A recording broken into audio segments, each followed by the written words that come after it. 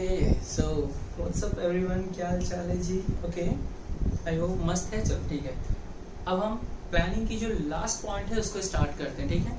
ठीक है, last point है आपका टाइप ऑफ प्लान। देखो मोस्टली जो प्लान होते हैं यानी कि जो प्लानिंग है, जो प्लान है, उसको दो कैटेगरीज में डिवाइड किया गया। ठीक है, पहला कैटेगरी है मेरा सिंगल यूज प्लान और दूसरा मेरा आता है स्टैंडिंग प्लान। देखो पहले हम इन दो कैटेगरीज के बारे में जान ले, फिर इन दोनों में यानी कि जो इन दोनों के टाइप्स होते हैं या एग्जांपल्स हैं हम उसको थोड़ा सा डिटेल में पढ़ेंगे। ठीक है, पहला यानी हम पहले बात करते हैं, सिंपल सी बात है, सिंगल यूज प्लान।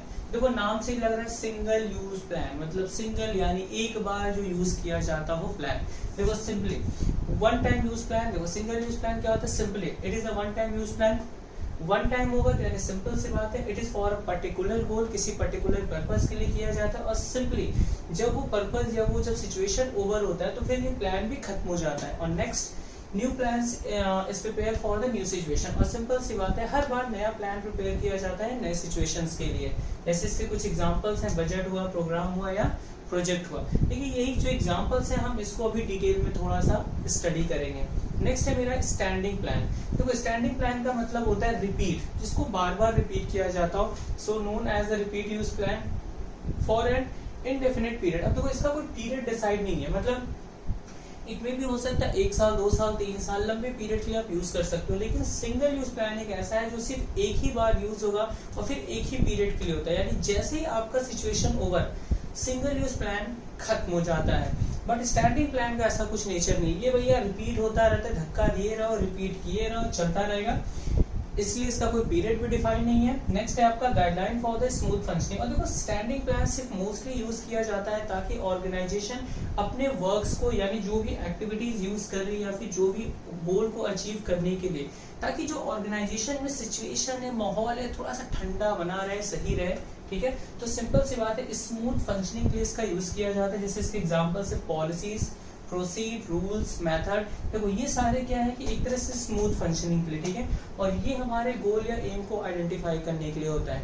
ठीक है, अब हम आगे क्या करने वाले, जो एग्जांपल्स है इन चीजों को थोड़ा डिटेल में पढ़ेंगे। ठीक है,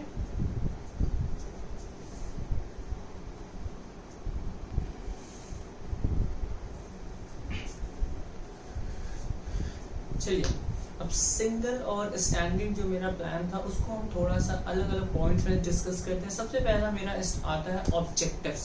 देखो ऑब्जेक्टिव का मतलब क्या है, सिंपली पहले ऑब्जेक्टिव तो एक ऐसा कॉन्सेप्ट है जिसमें वो सारी इंफॉर्मेशन या डाटाज आती है। देखो ऑब्जेक्टिव का मतलब एम, गोल, यानी सिंपल सी बात है एंड एक्टिविटी या फिर फाइनल गोल जिसके लिए एक ऑर्गेनाइजेशन वर्क करती है। ठीक है, सिंपली पहला it is a numerically express. देखो ऑब्जेक्टिव्स हमेशा हमारे न्यूमेरिकल फॉर्म में होंगे। दूसरा activities are directed to and towards, यानी ये इसमें देखो ऑब्जेक्टिव्स में क्या होता है, सिंपली ऑब्जेक्टिव का मतलब होता है वो सारी ऑर्गेनाइजेशन में वर्क होगी जो कि एंड है, यानी कि जो गोल है या एम है उसके लिए सिर्फ वर्क परफॉर्म किया जाएगा। मतलब जो आपका गोल है सिर्फ आप उस गोल के लिए आप एक्टिविटीज को परफॉर्म करो, आप अदर पर्पस या फिर आपका अदर कोई एम है तो वो चीजें इसमें इंक्लूड नहीं होंगी। सो नेक्स्ट है आपका time limit for the achievement of an objective. और दूसरी चीज क्या होता है, ऑब्जेक्टिव का मतलब होता है टाइम लिमिट। लिमिट होता है जो कि मोस्टली हमारे 1 साल का होता है, यानी फिजिकल यानी अकाउंटिंग ईयर या physical year, set by the top level management. देखो ऑब्जेक्टिव जो बनाने का काम होता है, यानी कि जो मेरा फाइनल गोल होगा, एम होगा, लास्ट एक्टिविटी होगा, ये सारा जो मेंटेन है या जो काम करने का है ये मेरा टॉप लेवल का होता है। ठीक है, नेक्स्ट स्ट्रैटेजी। देखो स्ट्रैटेजी का मतलब सिंपली मतलब होता है कि यार हम कुछ लॉन्ग टर्म प्लान बनाते हैं ताकि हम अपने एक गोल को आइडेंटिफाई करें। पहला देखो स्ट्रैटेजी क्या है, न ही ये सिंगल यूज है न ही ये स्टैंडिंग प्लान में आ जाता है। Determining the long term objective, इसमें सिंपल एक चीज क्या जाता है, जो भी मेरा एम है या गोल है उसको लॉन्ग टर्म पर्पस में कैसे अचीव किया जाए। Adopting a particular course of action. अब देखो पर्टिकुलर कोर्स ऑफ एक्शन यानी जो भी आपके पास अलग अलग कोर्सेज ऑफ एक्शन है या फिर जो भी अल्टरनेटिव है उसको फाइंड आउट करना या फिर उसको अडॉप्ट करना according to the allocating the resources. और जो भी कंपनी के ऑर्गेनाइजेशंस के रिसोर्स हैं उसको एम या गोल में या फिर जो भी आपकी पॉलिसी है, जो प्लान है उसमें उसको एलोकेट करना या इम्प्लीमेंट करना। तीसरा है मेरा पॉलिसी। देखो पॉलिसी जो है वो मेरा एक तरह से स्टैंडिंग प्लान में आ जाता है। इसमें आता क्या है, सिंपल सी बात है, general response to a particular problem, यानी जो भी ऑर्गेनाइजेशन में प्रॉब्लम है उस प्रॉब्लम पे रिस्पॉन्स कैसे करना है, मतलब उसको एक तरह से कैसे डील करना है, ट्रीट कैसे करना है उसको। Guide the managers to implement the strategy. देखो पॉलिसीज क्या होता है, एक तरह से ये मैनेजर को गाइडलाइन देता है कि यार आप अपनी जो आपने स्ट्रेटेजी बनाई है, मतलब जो लॉन्ग टर्म पीरियड्स को या मतलब लॉन्ग टर्म पर्पज में अगर आपको गोल को अचीव करना है तो हर प्रॉब्लम्स के लिए स्ट्रेटेजी को कैसे यूज किया जाएगा, customized according to the problem. और देखो पॉलिसीज क्या करते हैं, पॉलिसीज हमेशा हमारे चेंज होते रहते हैं अकॉर्डिंग टू द सिचुएशन और अकॉर्डिंग टू द प्रॉब्लम। इसीलिए देखो ये मेरा स्टैंडिंग में आता है। स्टैंडिंग का मतलब होता है आप इसको अगेन एंड अगेन यूज कर सकते हो, थोड़ा सा कस्टमाइज करके, थोड़ा सा चेंजेस ला करके, बट आप कंप्लीट चेंज नहीं करते हो, ठीक है। लाइक ऑब्जेक्टिव में या बजट की तरह आप इसको कंप्लीट चेंज नहीं करोगे। तो ये पहले 3 है, इसके स्क्रीनशॉट्स ले लो।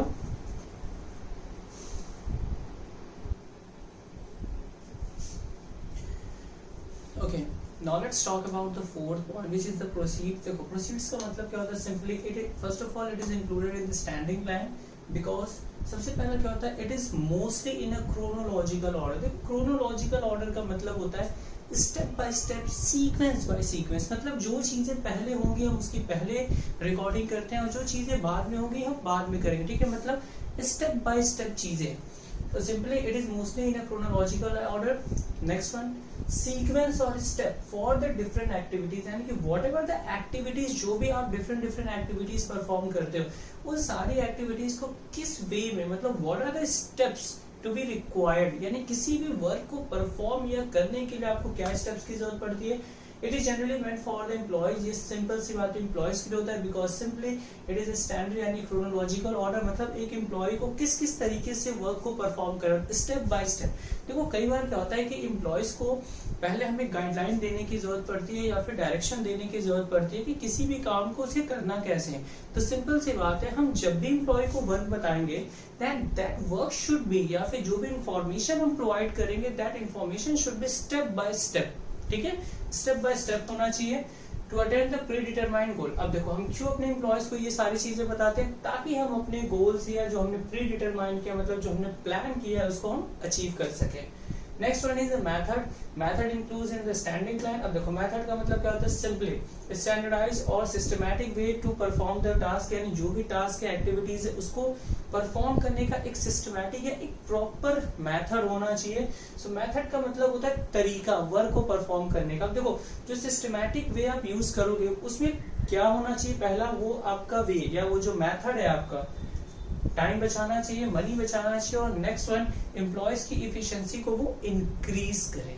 देखो इफिशिएंसी का मतलब होता है मिनिमम कॉस्ट पे मैक्सिमम बेनिफिट होना चाहिए, मतलब कि एम्प्लॉयज को कोशिश करना होगा या फिर they have to give their best effort कि मिनिमम रिसोर्स की यूज करके मैक्सिमम उससे आप आउटपुट गेन कर सको। Next one is the method changes from task to task, यानी कि जो ये मेथड होता है, यानी कि जो हमारे मेथड्स होते हैं वो हमारे हमेशा टास्क के एक्टिविटीज के अकॉर्डिंग चेंज होते रहते हैं। तो simply you can say that कि यानी कि ये एक स्टैंडर्ड, मतलब एक सिंगल यूज में नहीं आएगा, मेथड हमेशा चेंज होता रहता है अकॉर्डिंग टू द सिचुएशन और according to the plan. Next है आपका रूल्स। रूल का मतलब सिंपल सी बात आपको पता है, रूल मतलब गाइडलाइन। सो रूल क्या होता है, it is a code of conduct which means it is a general instruction, यानी ये एक जनरल इंस्ट्रक्शन होता है एम्प्लॉयज के लिए या फिर even you can say that जितने भी सुपीरियर और सबऑर्डिनेट है, ठीक है, ताकि अगर आपको ऑर्गेनाइजेशन में वर्क करना है तो आपको ऑर्गेनाइजेशन के कुछ इंस्ट्रक्शंस को फॉलो करने होते हैं। So it is a general instructions या फिर रूल्स। स्पेसिफाइड यानी कि सिंपली ये बताता है कि आपको क्या करना है और क्या नहीं करना है ऑर्गेनाइजेशन में। And simplest type of plan, और ये सबसे सिंपलेस्ट टाइप है प्लान के। जैसे आप मोस्टली देखोगे कई जगह पे ऑर्गेनाइजेशंस में या कई जो सोशल मतलब प्लेसेस होते हैं वहां पे सिगरेट का सिंबल दे करके क्रॉस किया होता है, मतलब आप उस जगह पे सिगरेट नहीं पी सकते बिकॉज ऑफ द पब्लिक। उसी तरीके से ऑर्गेनाइजेशन में भी ये चीजें यूज होती हैं, ठीक है। तो ये आपका रूल्स है।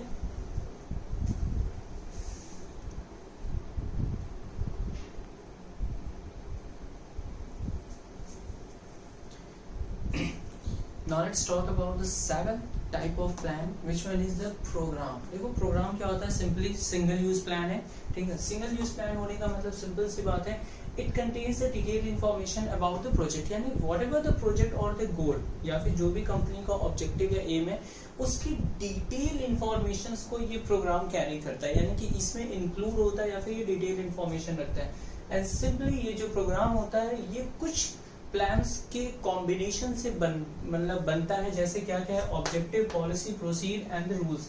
इन चारों का अगर कॉम्बिनेशन हो या अगर इन चारों को कंबाइन किया जाएगा तो इससे मेरा प्रोग्राम आइडेंटिफाई होगा। And simply it ensure the systematic working in an organization. और प्रोग्राम का मेन मोटिव क्या होता है कि भैया ऑर्गेनाइजेशन में जो भी एक्टिविटीज परफॉर्म किए जाते हैं अकॉर्डिंग टू द प्रोजेक्ट, ठीक है, वो सिस्टमैटिक हो एंड स्मूथ होना चाहिए। Next one is the budget, यानी लास्ट है मेरा ये टाइप ऑफ प्लान बजट। देखो बजट क्या है, सिंगल यूज प्लान है, because we know that in according to the every financial year ये हमेशा चेंज होता रहता है। Next, it is a statement of an expected result. देखो बजट क्या होता है, एक स्टेटमेंट होता है, यानी कि जो कि ये शो करता है कि एक ऑर्गेनाइजेशन क्या एक्सपेक्ट करती है, यानी इन्वेस्ट कितना करना है या फिर what ever the amount receive करना है या उनका क्या प्लान है, ठीक है। Next, budget is always expressed in a numerical term. Budget हमेशा मेरा न्यूमेरिकल टर्म में होगा, यानी जब भी होगा तो नंबर के फॉर्म में होता है। Prepare for the every level, और बजट हमेशा एवरी लेवल होता है, यानी कि as we know that there are the 3 levels in an organization, top, middle and low. तो तीनों लेवल के लिए बजट प्रिपेयर किया जाता है। And the last one is budget की मदद से हम अपने स्टैंडर्ड को हम कंपेयर कर पाते हैं एक्चुअल वर्क के साथ, मतलब जो हमने प्लान किया था कि यानी हमारी प्रोजेक्ट क्या है, गोल क्या है, और जब हम अपने करंट पोजीशन को या हम अपने करंट एक्टिविटी को जब हम चेक करते हैं अपने प्लान के साथ कंपैरिजन करने के लिए कि हम करंट में किस पोजीशन पे हैं या फिर क्या हम फाइनली अपने गोल को अचीव कर पाएंगे कि नहीं, जब भी मेरा टारगेट टाइम आएगा या फिर जब मेरा टारगेट या फिर आप कह सकते हो जब मेरा वर्क या मेरा पीरियड कंप्लीट होगा। So simply standard for measuring, यानी कि देखो स्टैंडर्ड का मतलब है प्लान जो हमने एक्चुअल में यानी कि प्री डिटरमाइंड प्लान है, जो आपने प्री डिटरमाइंड प्लान किया था हम उसको अपने एक्चुअल वर्क के साथ या फिर एक्चुअल परफॉर्मेंस के साथ कंपैरिजन करते हैं। तो ये सारी चीजें हेल्पफुल होती है बजट के थ्रू। सो सिंपली इस वीडियो में इतना ही। एज यूजुअली प्लीज चैनल को सब्सक्राइब करिए, बाकी वीडियोस को लाइक करो, शेयर करो, और हाँ कोशिश करिए कि सारे पॉइंट्स को प्रॉपर वे में आप स्टडी करो, क्योंकि जो मैं सारे पॉइंट्स आपको मेंशन कर रहा हूँ ये सारे पॉइंट्स ही आपको एग्जाम्स में लिखने। नो डाउट आप और भी पॉइंट्स इंक्लूड कर सकते हो, बट सिंपल से सिंपल जो पॉइंट आपके लिए इजी होगा याद करने में, लिखने में, वो सारे पॉइंट्स इसमें इंक्लूड होते हैं, ठीक है। So be safe, be happy, take care.